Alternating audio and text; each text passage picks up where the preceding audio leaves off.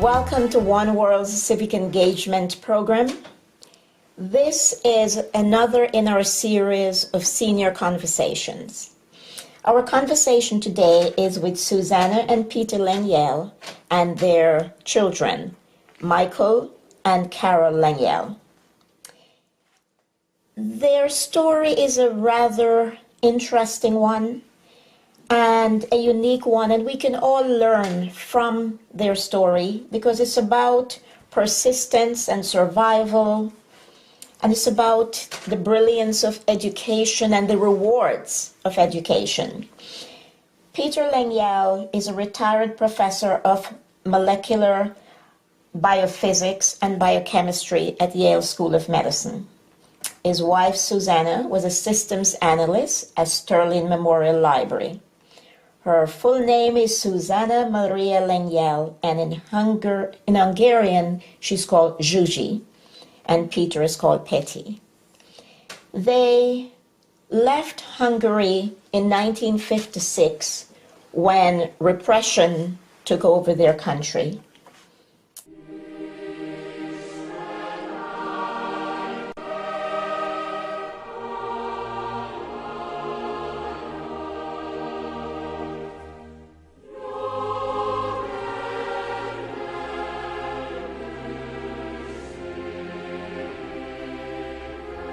And they left along with many other people, basically with under the clothes on their backs. They got married in Austria along with many other couples, and then they came to America. One of the things we can say about these immigrants is that they have contributed significantly to America in many ways. And so I would like to now introduce you to Suzanna Lengyel and Peter Lengyel. And Suzanna, tell us a little about you. I am 87 years old. Is that correct? Yes. I was born in Hungary. I went to school in Hungary, and I left Hungary in 1956 at the age of 27, and was fortunate enough to come to the United States, where we were married on the way in Vienna, Austria. Okay, we're going to hear from Peter. We're going to come back and talk about the remarkable skills both of you have in languages. But now we want to introduce Dr. Peter Lengyel. Peti, tell us a little about you. I am an old man. I was born in Hungary in 1929 and spent some time in my native country, and then we wandered to the US. And we arrived to the US, if you could refresh my memory, in 1956. In 1956. Okay, and we're going to come back and talk a little more about your education and your achievements, the both of you, and again, your facility with languages. But we now want to introduce our audience to your children. You have two remarkably young people, very well accomplished. And so, Carole, tell us about you. I'm Carole Lengyel. I'm a pediatrician in Rhode Island, and I have raised three wonderful boys, Alex, Nicholas, and Peter. Okay. And you are, now that your parents are more elderly, you come every week? Every week. Every Monday I come to visit my parents.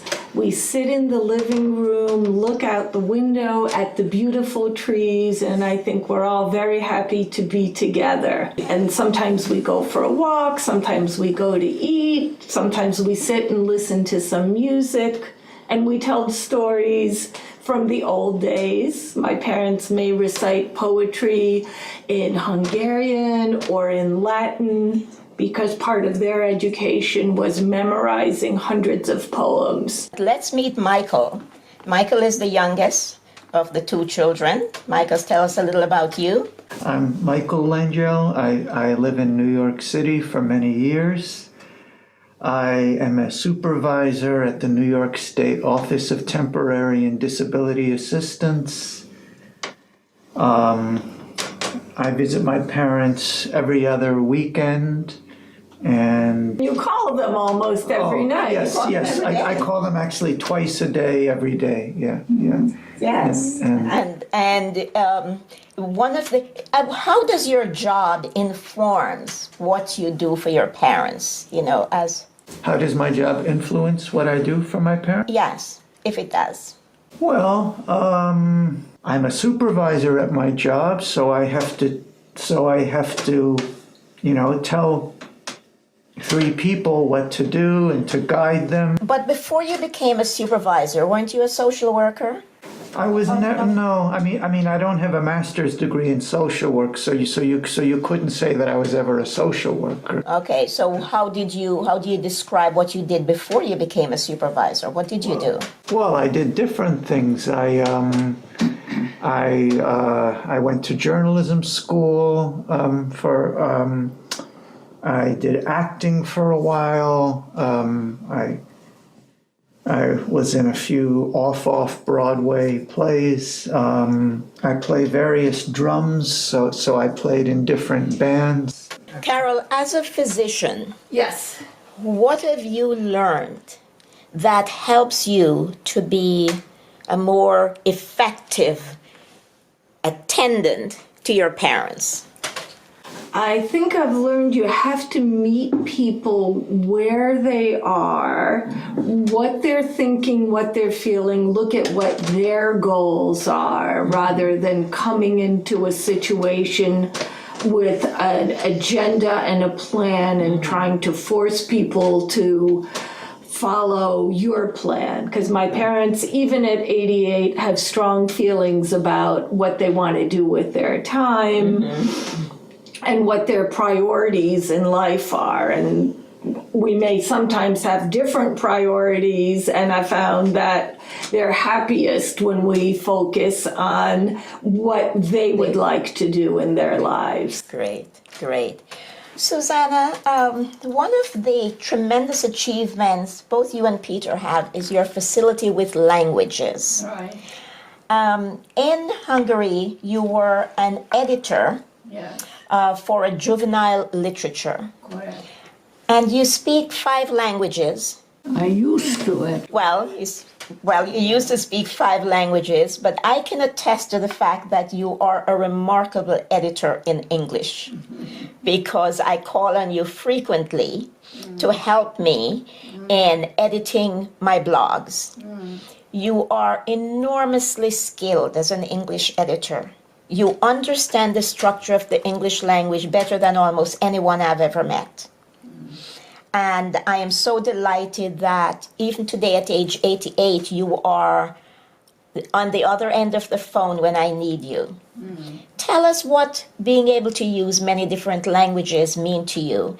And if you could tell us about your Latin poems. You know, sometimes you and Father will tell a joke and it has to do with Latin poetry or sitting in Latin class in high school. Right. And having had to memorize something.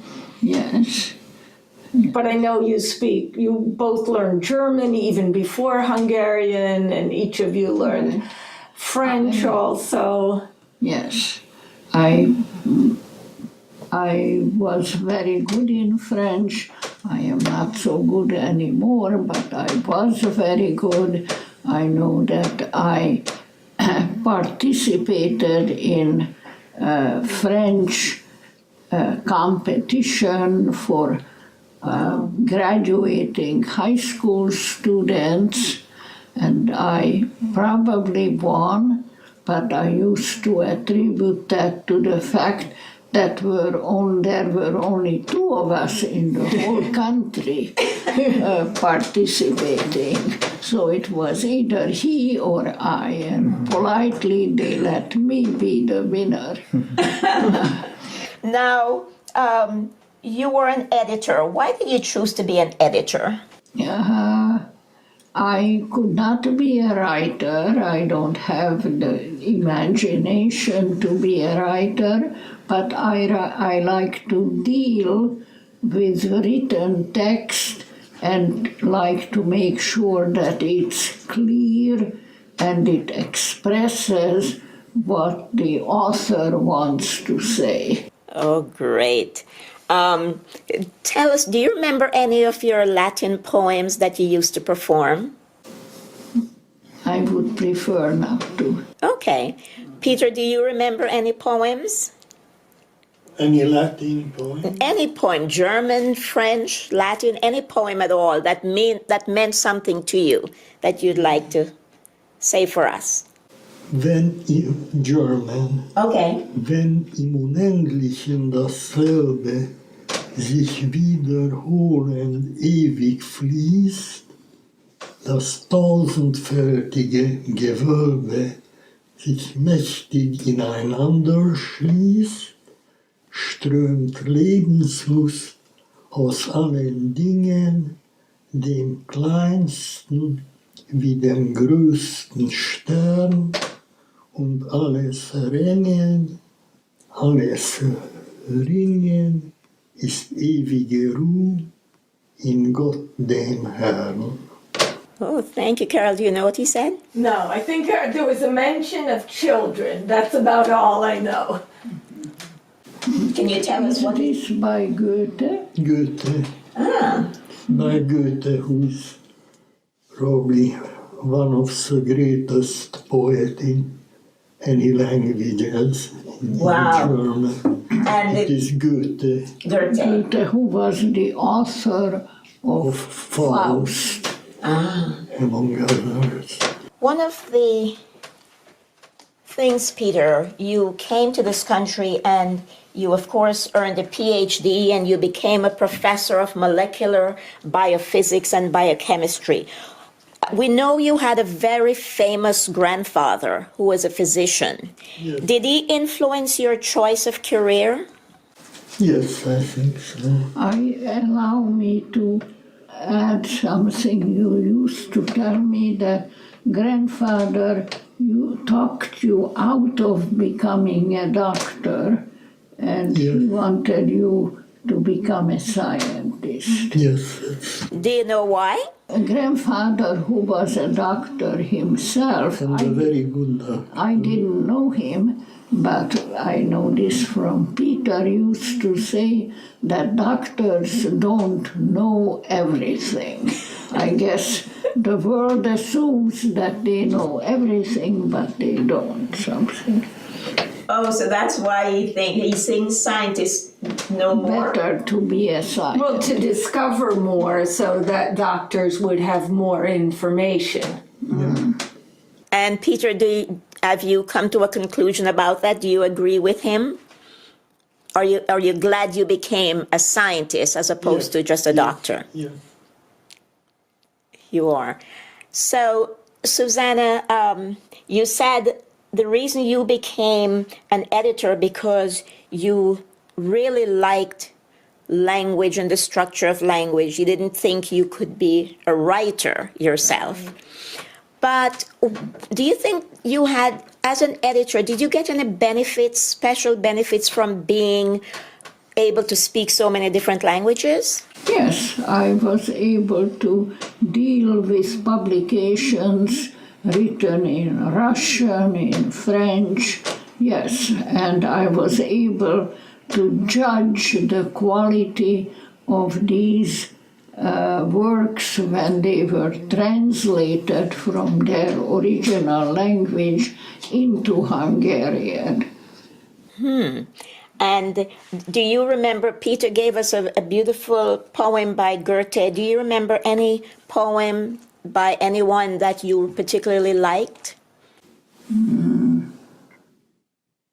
wenn in German, wenn im Unendlichen dasselbe sich wiederholend ewig fließt, das tausendfältige Gewölbe sich mächtig ineinander schließt, strömt Lebenslust aus allen Dingen, dem größten wie dem kleinsten Stern, und alles Drängen, alles Ringen ist ewige Ruhe in Gott dem Herrn. What does that mean? What does it mean in English? It's about the infinite variety of the universe, all praising God. Oh.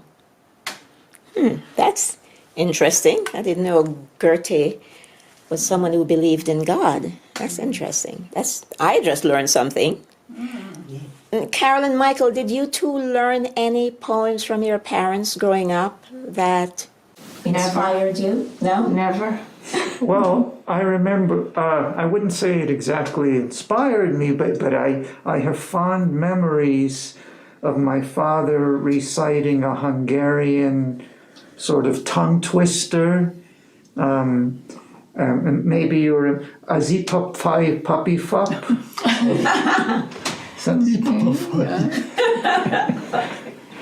Zipa fai puppy fuppy pie, zipa fai puppy fuppy pa. Okay, it sounds good, whatever it means. It sounds It doesn't mean anything. It's nonsense, but it sounds good.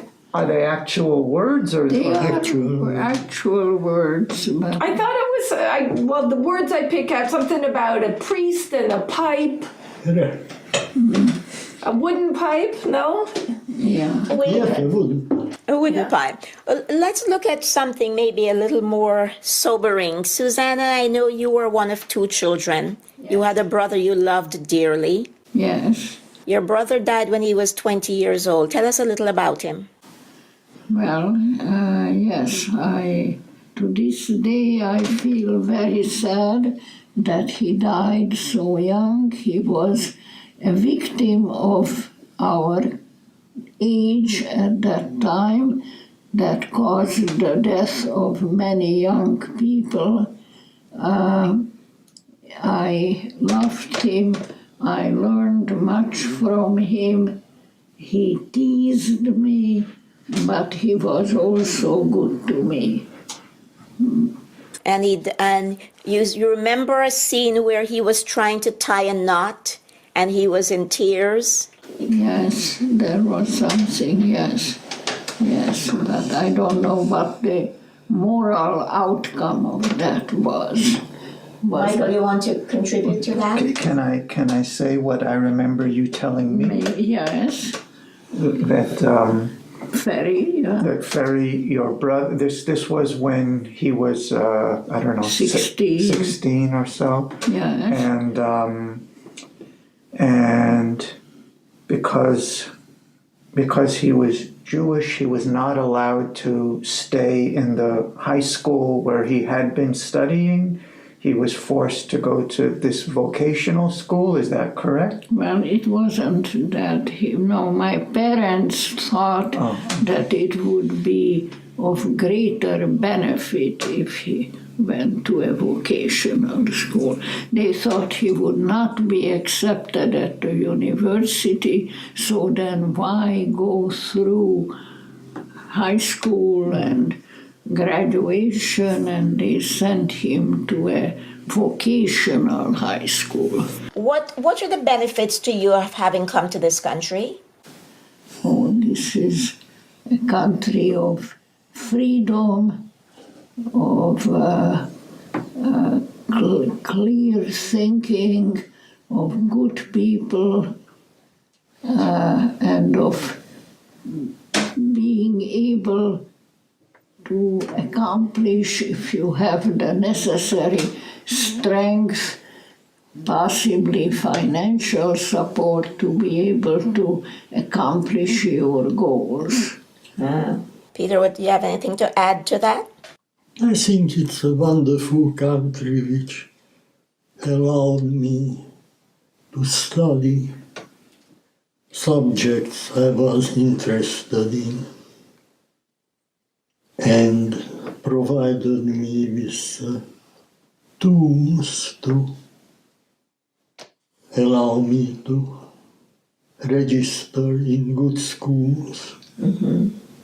You have quite, you have patents, you have publications, you had written several things. Yes. He has 200 publications. Wow, really? Mm-hmm. Yeah.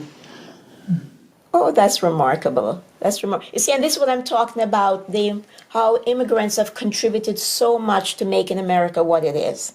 Because, had you not come here, America wouldn't have benefited from your publications. Yes. So and your many students throughout the decades have benefited. That's what makes America so rich. It is so diverse. And I think, if I'm correct, when you came here, to America, your great mentor was an immigrant from Spain. Correct. Okay. Yes. What was his name? Who then, a few years later, was awarded the Nobel Prize. Wow. Severo Ochoa. At NYU. Oh, that's fantastic. So, Carole and Michael, what did you two have to say for posterity about these remarkable parents of yours? Choose your parents carefully. So I think we are very fortunate that you came to a country that was so accepting of Hungarian immigrants in the 1950s.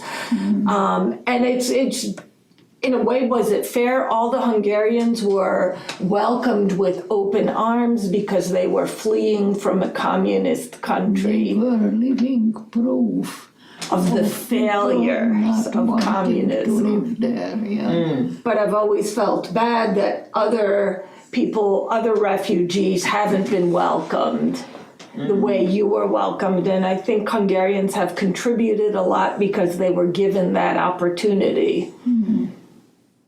Michael? Yeah, I feel very, very fortunate to have the parents I have and to have been exposed to so many things that I might not have otherwise been exposed to.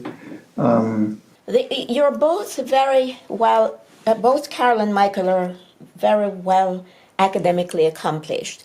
Did your parents' life and experiences influence your determination to succeed academically, or did that just come natural to you? Or can you separate the two things? If I may interrupt, I would say there was simply no other way to exist in this family but to be a good student. Oh, fantastic. My grandmother would have agreed with you in my family too. Go ahead, Carole. Yeah, I think school came relatively easy to me, and we were surrounded by books always. We had math games we played. My favorite gifts I received for my birthdays and Christmas were always books. So I didn't know very much about my parents' story, and to me, of course, it wasn't a big deal. I knew they were refugees, but it didn't mean much, and it was really only when I was an adult and when I was 27 that I thought about what would it be like to leave everything I know and come somewhere else, and what a huge challenge that must be. Because they both came at 27. They came at 27, and but as we grew up, we didn't focus on that. Yes. Yes, you brought your both of you had your mothers with you when you came to this country. Correct, yes.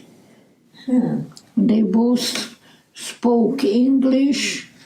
They got along well together, and they both wanted to be here. Do you know what's remarkable about that, Carol? That, think about it, 1956. Your mothers might have been, what, in their 50s? My mother would be always 2 years older than the year, so she was 58. Peter's mother was maybe 50. And they both spoke English even then. Isn't that remarkable? Well, they learned English as well educated, but how do you say Uri line? What is Uri? Is that upper middle class children, as cultured, as part of cultured families? It was just expected.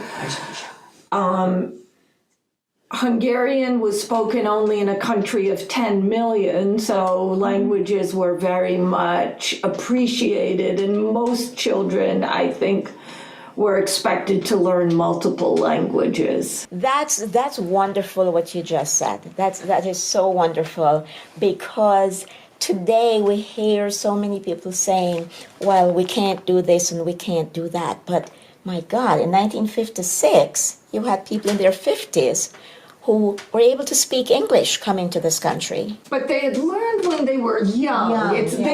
The Hungarians who did come who didn't speak any English, I think it was much harder for the grandparents who came.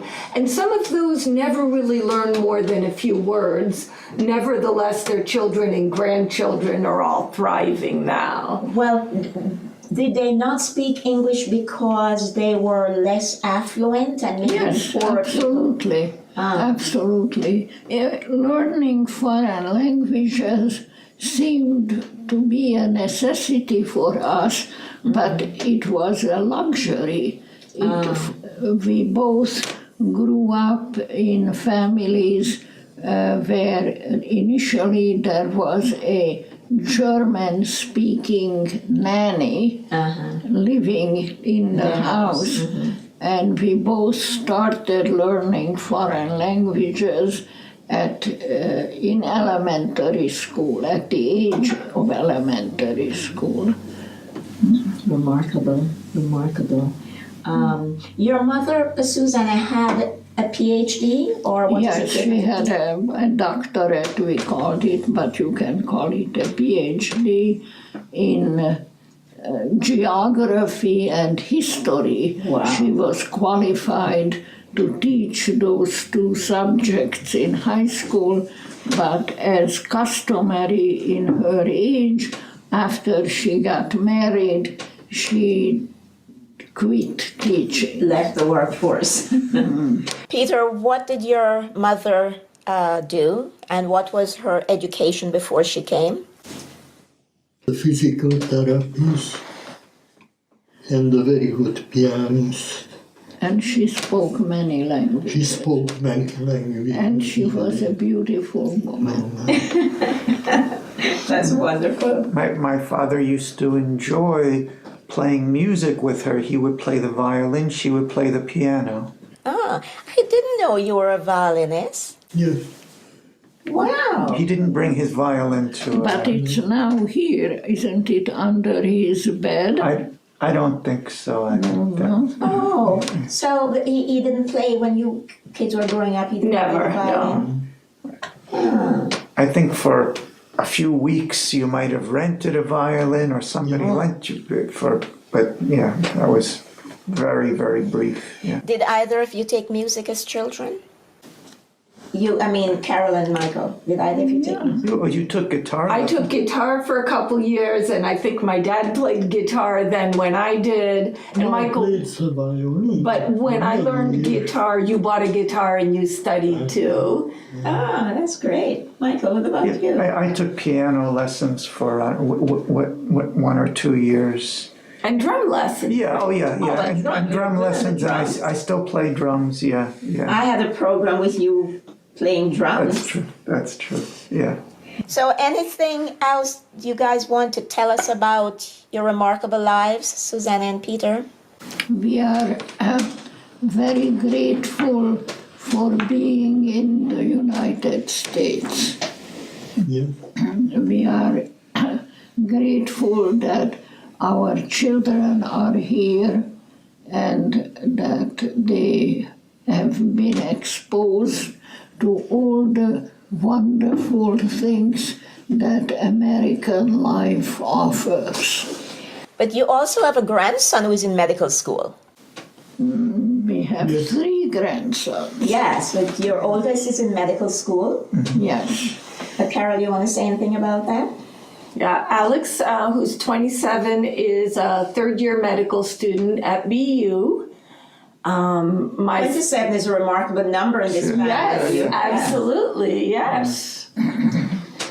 My son Nicholas graduated from college and is working as a computer programmer in medical information technology.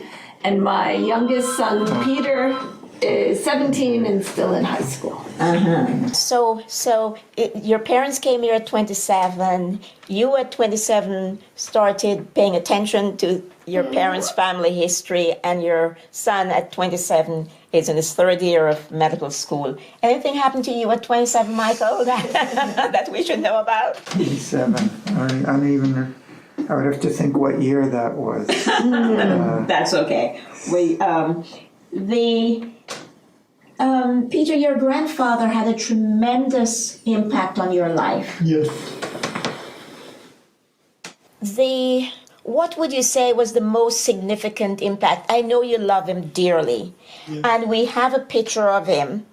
We have several pictures that we can show, so we have those, and we're going to share those with the audience. Is there anything else you want us to know except that he was a brilliant man who thought medicine was limiting in some way, as opposed to being a scientist? Anything else you want to tell us about him? What do you want us to know about your grandfather that is special? He loved science very, very much, but through me, and from the age of 2, Wow, 2. he took me, 2 or 3, he took me for walks in the woods with his friends how nice. on some days. He also took you when he visited his patients. Yes, It's he took something me that doesn't happen very much these to many days. patients. These days that doesn't happen. House calls don't happen very much these Doctors days. don't visit their patients, so they can't take their grandchildren. How old was he when he passed away? We think 86 or 87. I see. And how old were you? Do you remember how old you were when your grandfather passed?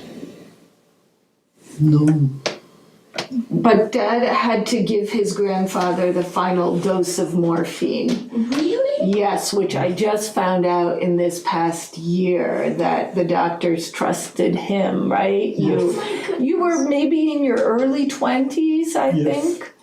And your grandfather was suffering, he was having trouble breathing, right? Wow. And the doctors asked you to administer morphine to keep him comfortable. yes, Was that difficult for you? no. I loved my grandfather very much. I would say grandfather was the most important person for you in your childhood and young age. Yes. Now, Peter says that if grandfather would have lived, and he probably could not have undertaken The travel. the travel, which was mostly on foot, he would not have left. Oh, so Peter wouldn't have left him. He wouldn't have left his grandfather behind, no. Oh, wow. You know, Suzanne, you said you traveled on foot. Do you want to talk a little bit about that or no? About our... How you escaped from Yes, how you Hungary escaped to from Hungary. Vienna. Right, I think we took the train to a certain point, then we got off people were, so many of us got off at the same point, which was, I don't know, maybe 50 miles from the border, and somebody was joking and he said, "Is it a group excursion?" All those people were emigrating illegally, of course. Yes, we hear a lot about that these days, illegal immigration. It was the era of the great competition between the United States and the Soviet Union, so it was to the benefit of the West to welcome us as living proof of people not wanting to live under the Soviet Union. Now we're going to share with the audience a series of photographs that represent various family members of both Susan and Peter's family. We hope to have Peter Jr. Join us shortly. Anything else, Michael and Carole, that you want to say that your grandchildren will be able to to learn about the both of you and about your parents? Weren't you jealous of your friend Margaret, who had normal, practical parents? She had cousins and cookouts, and yes, we didn't have either. Yes. Oh, that's very significant, that being an immigrant, an emigrant, you lose such family ties as having cousins. Yes. We did have cousins, but they stayed in Hungary. So here we did not have cousins. So Carole liked her friend who lived on the street and who lived a normal life with cousins and cookouts. I see. That's important. Yes. Both of those were missing from our lives. Yes, because once you came, but luckily your parents, your mothers came with you. Right. Anyone else? Did anybody? You have family who have visited? Yes, well, we have family members who stayed in Hungary, and some are still there. Cousins, etc. Yeah. And they visited here sometimes, and we visited them. And But Susanna, you only had one brother, so you don't have nieces or nephews on your side. No. And he was an only. Oh, and Peter was another. Wow. Yes. So you don't have nieces or nephews either. No. But you have cousins. Yeah, both of you, I think, are close with your cousins, though they live in Hungary, and your cousins had children and grandchildren who we're still in touch with to this day. So it's really important, Carole, that you have 3 sons. It's particularly important because we hope they will continue the Lengyel line, right? Yes. We've probably come to the end unless you guys want to add anything. No. Nothing else you want to talk about your mother or your... I loved my life in Budapest. Ah. I had many good friends there. I had good experiences, some bad ones, but some good ones. And I wish the people who live there the very best. Peter, what do you want to be remembered most for? Excuse me? What do you want to be remembered most for? When your grandchildren and great-grandchildren look at this video years down the road, what do you want them to think about you and to know about you? And Susanna, the same question for you. Anyone can go first. This is a joke, but how was it, Krauthattergen, a joke about a man who dies and there is nothing good that they can say about him at his funeral. He simply did not have anything for which he could be praised. So finally somebody said, he loved the sauerkraut. That's a good one.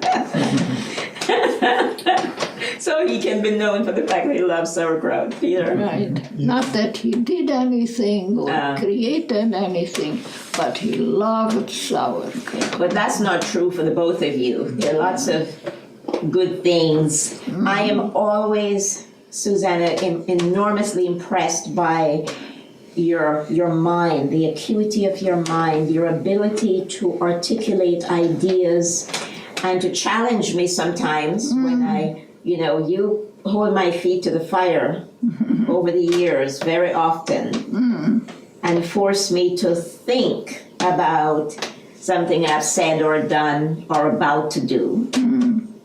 And that's been very helpful. I'm glad to know that. It could have been the opposite. Yes, it's very helpful. And then another thing that Mom always did was you were always very interested in getting to know people. So every visitor to this house, whether it was the door-to-door salesman or somebody who came to fix something, my mom would learn all about them, all about their families, and she would remember because it gave her great joy, I think, to make a connection with people. That's true. Yes. You know, one of the things I think about Carole is that a few years ago, about 5 years ago now, I do these television programs, and I would tell her about the program. She said to me, "What are you doing next?" And I would tell her. And I remember we had a program at Christian Tabernacle Church in Hamden, and I always discouraged her from driving at night. And at the time, she was 83 or 84 years old, and somebody came to me and said, "There's someone who wants you to know she's here." And I said, "Who?" And I came with, and there was Suzanna Lengyel showed up for the show. And I was so concerned. I said, "And How did she get here? yes." And she drove herself back home. And she came very often to programs. She was always interested in knowing the doctors, whether they're going to talk about what the questions, and she listened carefully to the questions that were being asked by other audience members. And I was always impressed with that, and how she, later on, weeks later, she'd be saying to me, this question was very interesting. And she remembers the questions that people ask, and I was always impressed because I didn't often remember. But you did the show. Yes, you did a lecture. Yes, I did. Yeah. And I think for Dad, his memory was phenomenal for scientific journal articles, and he could give a lecture without looking at any notes, right? And that was his philosophy to lecture without using notes. Correct. Yes, that used to be mine too when I was teaching at Gateway, until I found that I had to look at my notes and I thought it was time to stop teaching. Any questions you have or anything? Because we're going to wrap up. Yes. Do you have a source from which you can tell how long we will live? I wish, Susanna, I knew how long I would live. Carole and I were talking about that earlier. No, we don't have a source. My doctor told me that, my cardiologist told me that's beyond his pay grade. When I asked him, I was What did he say? That's beyond her pay grade. Right. I have a story I could tell. I don't. Go ahead. I've always appreciated how seriously my parents took what I did, what we did, and as an example, some years ago I was taking an acting class, and I was working on a scene with somebody else, and I was playing a character who was he had an Italian last name, but it wasn't clear whether he was the scene took place in Brooklyn, and it wasn't clear if he was actually Italian from Italy or just Italian American. And so I was really wrestling for a long time about how should I do this scene? Should I try to play him with an Italian accent or just with an American accent? And so I mentioned it to my parents, and we talked about it, and they took it very seriously. And then, I don't know, maybe 2 weeks later, something like that, when my scene partner and I were going to present the scene for the first time in our class, I got a call from my parents, and they had I don't remember which one of them called me, maybe my mother, and she had a very, very serious tone. So I thought, oh my God, did Dad die? Did somebody, what happened? And my mother said, "We don't think you should do the accent." You said that they thought about it. And but I was very pleased that they took this so seriously.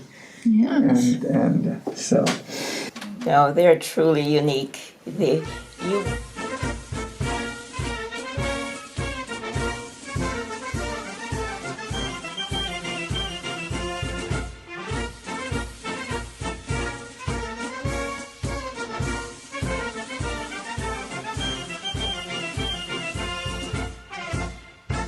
Yes. People say he probably did not contact his wife. Right. Wasn't he the strict one? The strict one, and that I think that is Ilonka and Muncie. And mother was one of 3 girls. Oh, so these are her I think sisters. these are sisters, but that's just my guess.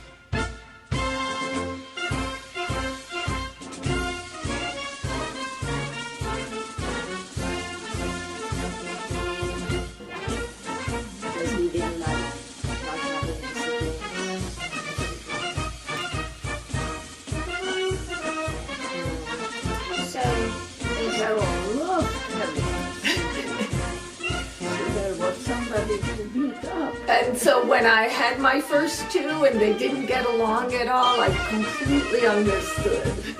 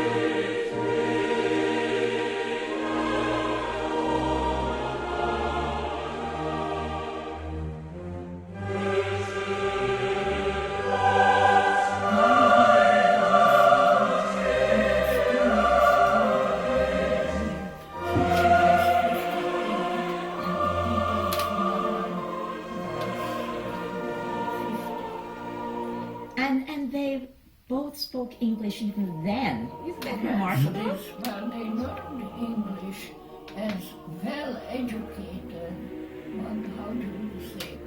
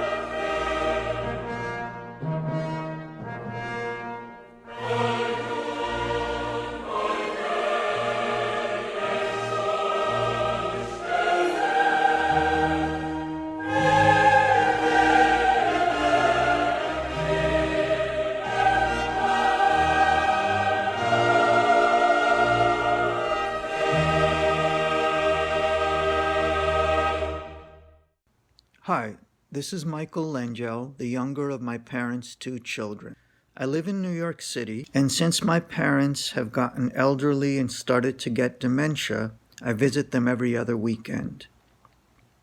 One of the saddest parts of my parents' decline has been my mother's macular degeneration, which, among other things, makes it impossible for her to read.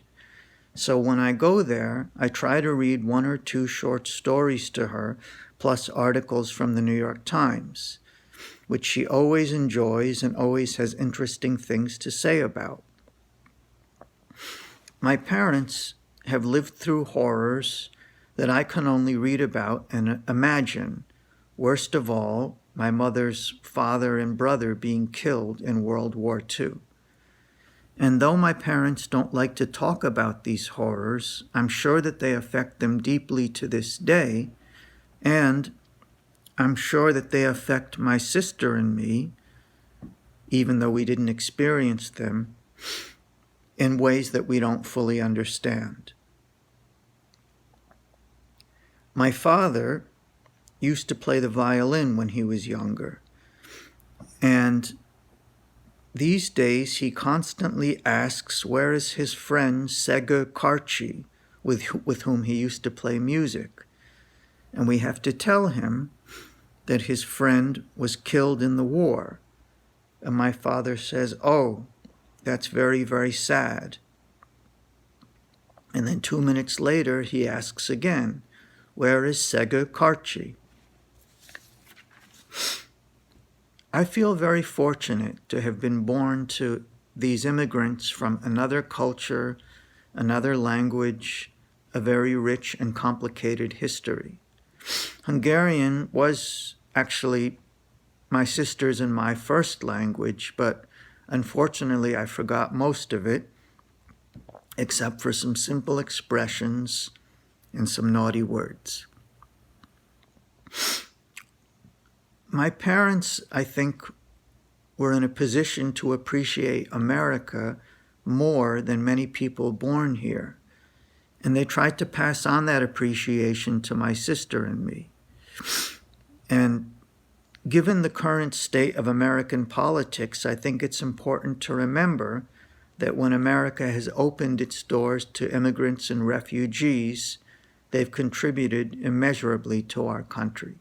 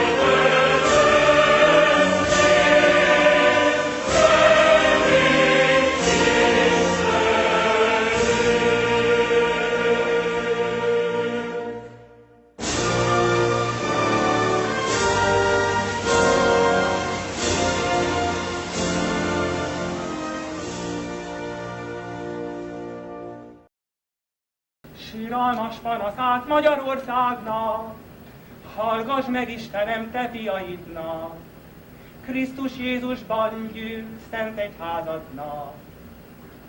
Minden felől reánk ellenség jöhet, egyfelől röttente az török híret, másfelől tatárnak tüze elveszte.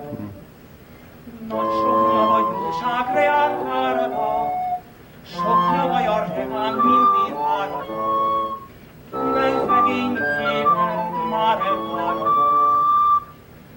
Megvonadék rólunk minden ékesség, tőlünk megfoszthaték minden dicsőség, íme elhagyja minket minden ékesség.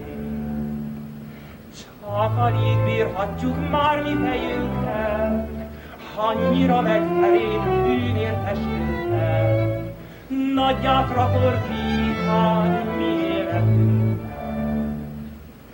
Oly sanyarúságot hodál, Úristen, csak adaradj, jaj, szózöl minden helyen, ugyan elekedtünk esetőségben.